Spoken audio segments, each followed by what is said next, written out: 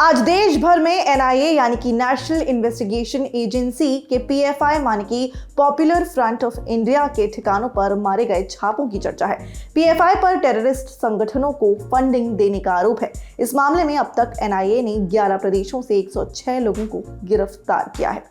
देश में आतंकवाद के खिलाफ काम कर रहा एनआईए एक बेहद ताकतवर संस्थान है, इतना कि इसे देश भर में किसी भी प्रदेश में जाकर इन्वेस्टिगेट करने के लिए किसी परमिशन की जरूरत नहीं पड़ती।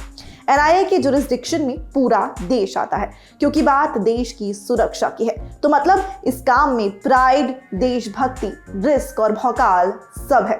पर एक एनआईए ऑफिसर बनने के लिए क्या करना पड़ता है, नहीं पता? हम बताते हैं। हेलो नमस्कार, मेरा नाम है मानसी और आप देख रहे हैं रंगरूट शो।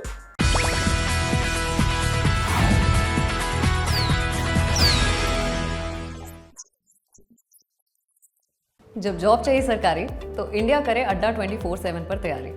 अड्डा 24/7 India number 1 government job preparation app. पिछले कुछ दशकों में देश में आतंकवादी गतिविधियों ने रफ्तार पकड़ ली। साल 2008 में हुए 26/11 हमलों ने देश की जनता को दहला दिया और जरूरत महसूस हुई एक ऐसे संस्थान की जो इन आतंकवादी गतिविधियों के खिलाफ खड़ा होकर देश की सुरक्षा का जिम्मा उठा सके। ऊंचे स्तरों की बैठकों के बाद 31 दिसंबर 2008 को एनआईए एक्शन में आ गया। नेशनल इन्वेस्टिगेशन एजेंसी देश के गृह मंत्रालय के अंडर काम करती है। ये टेररिज्म के अलावा ह्यूमन ट्रैफिकिंग यानी कि मानव तस्करी, नारकोटिक्स, बड़े लेवल पर हो रहे साइबर क्राइम पर भी लगाम लगाने का काम करती है। पर इसका मुख्य फोकस टेररिस्ट और टेररिज्म ही है। एनआईए का काम देश के खिलाफ हो रही टेरर फंडिंग, आतंकी हमले और उससे जुड़े लोगों पर लगाम लगाना और इन मामलों की जांच करना है। एनआईए के हेडक्वार्टर्स तो दिल्ली में है, पर हैदराबाद, लखनऊ, कोलकाता, गुवाहाटी, जम्मू, मुंबई, कोची में भी एनआईए के ब्रांच ऑफिसेज हैं। अब बात इस पर कि आप एनआईए के साथ काम कैसे कर सकते हैं। एनआईए के साथ जुड़कर काम करने के लिए आपके पास 2 विकल्प हैं। पहला एसएससी सीजीएल एग्जाम यानी कि कंबाइंड लेवल ग्रेजुएट एग्जाम। इसके जरिए आपको एनआईए में सब इंस्पेक्टर की पोस्ट मिलेगी। इसके लिए आपको पहले तो भारत का नागरिक होना चाहिए, फिर आपकी उम्र 30 साल या फिर उससे कम होनी चाहिए। साथ ही यूजीसी की मान्यता प्राप्त संस्थान से ग्रेजुएशन माने बैचलर्स की डिग्री आपके पास होनी चाहिए। इसके अलावा आपको एनआईए द्वारा निर्धारित फिजिकल पैरामीटर्स पर खरा उतरना चाहिए, जैसे कि height, weight, body mass index, देखने की क्षमता वगैरह। वैसे तो इस एग्जाम के जरिए फ्रेशर्स भी अप्लाई कर सकते हैं, पर कहा जाता है कि प्रेफरेंस उन लोगों को दी जाती है जिन्होंने किसी भी लॉ इन्फोर्समेंट एजेंसी के साथ कम से कम 2 साल काम किया हो। एनआईए के साथ काम करने का दूसरा तरीका यूपीएससी एग्जाम है। यूपीएससी पास करने वाले कैंडिडेट्स जिन्हें आईपीएस यानी कि इंडियन पुलिस सर्विसेज या फिर आईआरएस यानी कि इंडियन रेवेन्यू सर्विसेज में पोस्ट मिलती है, वो चाहें तो अपना ट्रांसफर एनआईए में करा सकते हैं। कई बार इसके जरिए आने वाले लोगों को सीधे ऑफिसर्स के पद पर काम करने का मौका मिलता है। हालांकि यूपीएससी पास करने के बाद भी कैंडिडेट्स को एनआईए की वैकेंसी का इंतजार तो करना ही होगा। एक और तरीका है जिससे आप पुलिस सर्विसेज से रिटायरमेंट के बाद भी एनआईए में इन्वेस्टिगेटिंग एक्सपर्ट बन सकते हैं। इसके लिए आपकी उम्र 65 से कम होनी चाहिए। इसी तरह डेप्यूटेशन के जरिए भी अलग अलग लॉ इन्फोर्समेंट एजेंसीज में काम कर रहे लोग भी एनआईए को ज्वाइन कर सकते हैं। हर पोस्ट के लिए अलग अलग क्राइटेरिया है, इसीलिए अप्लाई करने से पहले विभाग की वेबसाइट पर उपलब्ध नोटिफिकेशन बारीकी से पढ़ लें। आप नोटिफिकेशन और पोस्ट की डिटेल्स बताने वाली पीडीएफ को डाउनलोड कर इसका प्रिंट आउट भी निकलवा सकते हैं ताकि पढ़ने में आसानी हो।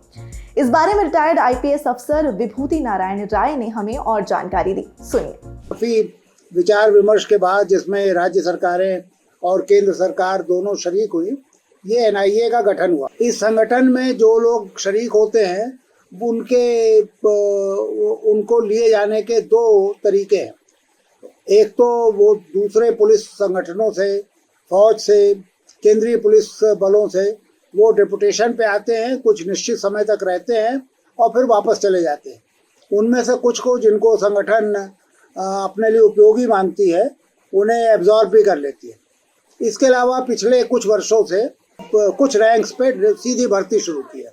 मसलन कांस्टेबल, सब इंस्पेक्टर और मिनिस्ट्रियल रैंक के लिए उन्होंने सीधी भर्ती शुरू कर दी है। आगे बढ़ते हैं। कई बार एनआईए और सीबीआई में फर्क को लेकर लोग थोड़े से कंफ्यूज रहते हैं। वैसे तो ये दोनों ही गृह मंत्रालय के अंतर्गत आने वाली सेंट्रल इन्वेस्टिगेशन एजेंसियां हैं, पर इन दोनों के काम करने के एरिया में थोड़ा सा डिफरेंस है। सीबीआई यानी कि सेंट्रल ब्यूरो ऑफ इन्वेस्टिगेशन देश भर में होने वाली बड़ी क्रिमिनल गतिविधियों की रोकथाम और जांच के लिए बनाई गई एजेंसी है। इसे 1963 में स्थापित किया गया था। वहीं एनआईए का फोकस देश में हो रही आतंकवादी गतिविधियों की रोकथाम और जांच करना होता है। और जैसा हमने बताया, इसे मुंबई हमलों के बाद दिसंबर 2008 में स्थापित किया गया था। सबसे बड़ी बात इस संस्था में ये है कि इसका जुरिस्डिक्शन पूरे देश में है। यानी जो आतंकवाद से जुड़े घटनाएं हैं, कुछ खास तरह के अपराध इसमें परिभाषित हैं, वो देश में कहीं भी हों, ये संस्था ये एजेंसी उसका इन्वेस्टिगेशन कर सकती है। यहाँ तक कि राज्य पुलिस अगर इन्वेस्टिगेशन कर रही हो तो राज्य पुलिस से लेकर इन्वेस्टिगेशन अपने हाथ में ले सकती। ये अधिकार सीबीआई को नहीं हासिल है। एनआईए इस मामले में ज़्यादा कानूनी रूप से ज़्यादा समर्थ है और संसाधनों के मामले में भी मुझे लगता है कि कई मामलों में सीबीआई से बेहतर स्थिति में पहुंच गई है अपने छोटे से कार्यकाल में। लौटकर SSC combined graduate level exam पर आते हैं। इस एग्जाम के जरिए अलग अलग मंत्रालयों और विभागों में बी और सी ग्रेड के अधिकारियों की भर्ती होती है। ये परीक्षा पहले 4 चरणों में हुआ करती थी, पर इसी साल से इसे 2 चरण का कर दिया गया है, टियर 1 और टियर 2। इस साल टियर 1 एग्जाम 1 घंटे का होगा, जिसमें 200 नंबर के 100 सवाल पूछे जाएंगे। इसमें general intelligence, general awareness, quantitative aptitude और इंग्लिश के सवाल होंगे। वहीं टियर 2 एग्जाम में इस बार 3 सेक्शन में पेपर होंगे। टियर 2 के सेक्शन 1 में मैथ्स और रीजनिंग दोनों के 30-30 सवाल होंगे, जो कुल मिलाकर 180 नंबर के होंगे। सेक्शन 2 में इंग्लिश के 45 और जनरल अवेयरनेस के 25 सवाल होंगे। ये सेक्शन 210 नंबर का होगा। और सेक्शन 3 में कंप्यूटर की समझ का आकलन करने के लिए 60 नंबर के 20 सवाल होंगे। टियर 2 के पेपर 2 में स्टैटिस्टिक्स के सवाल पूछे जाएंगे। इसमें कुल मिलाकर 200 नंबर के 100 सवाल होंगे। वहीं टियर 2 के पेपर 3 में फाइनेंस और अकाउंट से जुड़े सवाल पूछे जाएंगे। इसमें 200 नंबर के कुल 100 सवाल होंगे। इस साल एसएससी सीजीएल के टियर 1 का एग्जाम दिसंबर में होना तय है। इसके लिए एलिजिबल कैंडिडेट्स 8 अक्टूबर तक एसएससी की ऑफिशियल वेबसाइट ssc.nic.in पर जाकर अप्लाई कर सकते हैं। आज का रंगरूट शो यहीं समाप्त होता है। आपको आज का एपिसोड कैसा लगा, हमें कमेंट सेक्शन में बताइएगा। सोशल मीडिया प्लेटफॉर्म्स पर भी हम अवेलेबल हैं, जहां से आपके सवाल और सुझाव दोनों हम तक पहुंचते हैं। सभी अकाउंट्स का लिंक डिस्क्रिप्शन में है, तुरंत फॉलो कर लीजिए। जाते जाते बात guest in the news room के अपकमिंग एपिसोड की। खान साहब की मजेदार किस्से और बम की कहानी सुनिए कल, यानी कि सैटरडे दोपहर 12 बजे सिर्फ ललन टॉप ऐप पर। अभी डाउनलोड कर लीजिए। शुक्रिया, देखते रहिए रंगरूट।